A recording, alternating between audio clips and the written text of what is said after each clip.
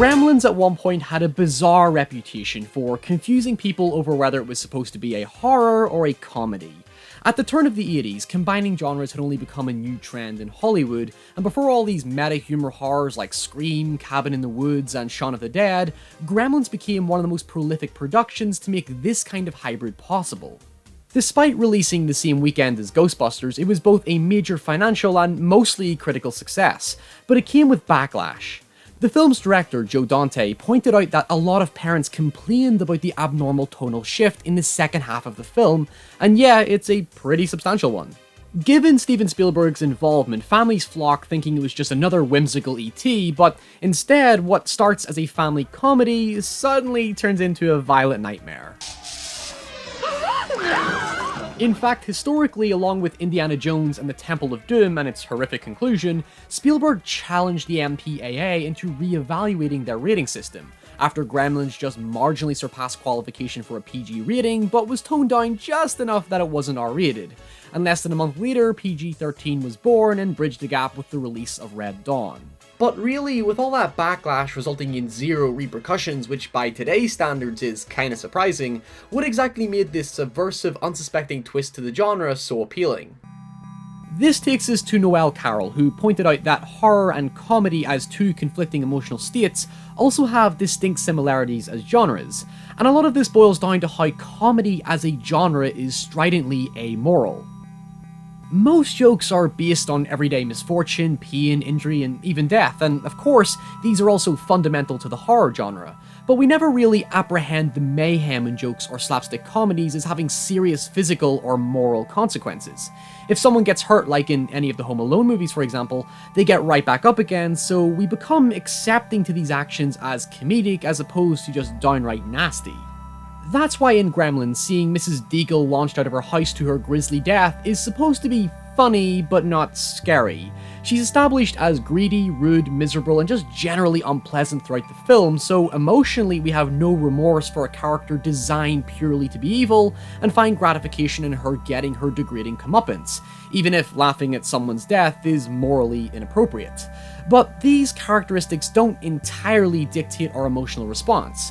It's more so the job of the film's tone that's predominantly manifested in the behaviour given to the gremlins themselves to make Mrs. Deagle's demise contextually appropriate. Instead of their antics being characterised as a brooding, sinister intent to kill, they simply enjoy relishing in their destructive personalities, thus presenting chaos as oddly joyful in a season associated with joyfulness, so we find humour and even encouragement in their behaviour. It's even more hilarious if treated with the lightly subtextual premise Spielberg implied, where the gremlins satirically symbolize our rampant desire for excessive materialism and gluttonous behavior during the Christmas holiday.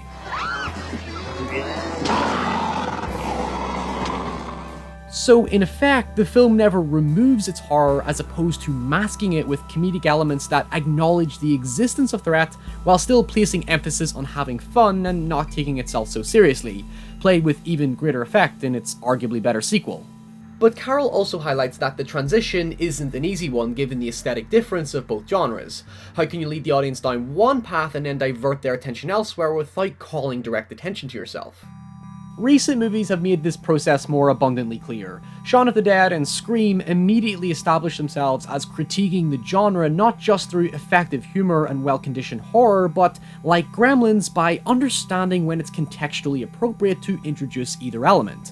Thor Ragnarok, a brilliant comedy in its own right, has a pretty poignant moment at the end when the Asgardians see their home destroyed before abruptly being cut off by that rock fella making a joke that it completely ruins the emotion of the scene because of how inorganic the timing of the interruption was. Then you take this scene in Shaun of the Dead when Shaun's mother dies. The film shows self-restraint by removing humour completely to provide the necessary breathing room to make the scene meaningful. And instead of resorting back to a comedy, the film actually uses it as a turning point to commit to a serious climax now that the story has hit an emotional peak and everything has just fallen apart around them. What is that? In good hybrid films, the tone is never contradicted without a coherent justification. Most movies usually sway towards either emphasis on humor or emphasis on horror, with the other component becoming a supportive role effectively. This way, the film establishes a clear tone and can build tension around it, whether it be the quirky, self-aware characters who don't overshadow how dire and urgent the threat is, or always anticipating a horribly gruesome death when an unsuspecting character enters the fray. What's interesting about James Gunn's Slither, however, was that while it technically worked as a comedy horror, the film's producer Paul Brooks blamed the embarrassing box office failure on the film alienating audiences for not taking a more pure horror approach. In Brooks' defense, the marketing strategy is difficult because you have to be able to sell the humor without downplaying the horror, which can easily create an identity crisis on top of a simple miscommunication. But as previously stated, that shouldn't necessarily contradict the core established tone that should be present and consistent in both the film and marketing. What the fuck was that? The real complication is how you make the audience accept the transition to another spectrum, especially when plausibility begins to diminish, like in Get Out, or a better example, Cabin in the Woods. That insane final act isn't a surprise. It's established and gradually alluded to throughout the entire film that it becomes normalized and transitions organically without feeling jarringly out of place when we get there. I'm actually rooting for this girl. She's got so much heart. You think of all the pain and the... Tequila is my lady! But then you take the beast that is From Dusk Till Dawn, a film about two criminal brothers trying to escape to Mexico that does take a jarring turn in the second half towards being a vampire action horror. This is a complicated one because on the outset the marketing is intrinsically important because of how it cleverly misdirects your focus so much on the vampire aspect that the deeply serious and provocative first half has you emotionally grasped in a harrowing intense scenario before completely chucking realism out the window and comedically embracing just how worse the already dire situation can get. Since you naturally anticipate the extremity of the film's tone, you're sort of already in a state of dread because you ultimately know where it's going to end up. I don't want to hear anything about I don't believe in vampires, because I don't fucking believe in vampires, but I believe in my own two eyes, and what I saw is fucking vampires. Now, do we all agree that what we are dealing with is vampires? So, going back to Gremlins' infamous backlash, it becomes recontextualized with age now that tonal shifts have become commonplace in cinema. Something I love about Gremlins as a whole is how it starts as a comedy and ends as a horror movie. But it's not the genre itself that changes, it's actually the undertones that change.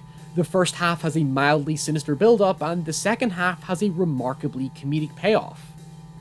I think at the core of all these comedy horrors, and subsequently any film that takes a distinct turning point in its presentation, work to remind you how surprising, fun, and even profound a relatively mundane journey can be. They change and challenge emotional, aesthetic, and narrative expectations seamlessly and even totally oblivious to the viewer. And when you realize what just happened, it encourages you to just go along with it. Because who said everything has to be predefined by the same logic? We have one last video this year, and that's Die Hard. But I will also be shooting a Q&A for the end of the year, so if you have any questions, please leave them below, and I'll answer as many as I can. So until next time, stay safe, and I'll see you all next week. Bye!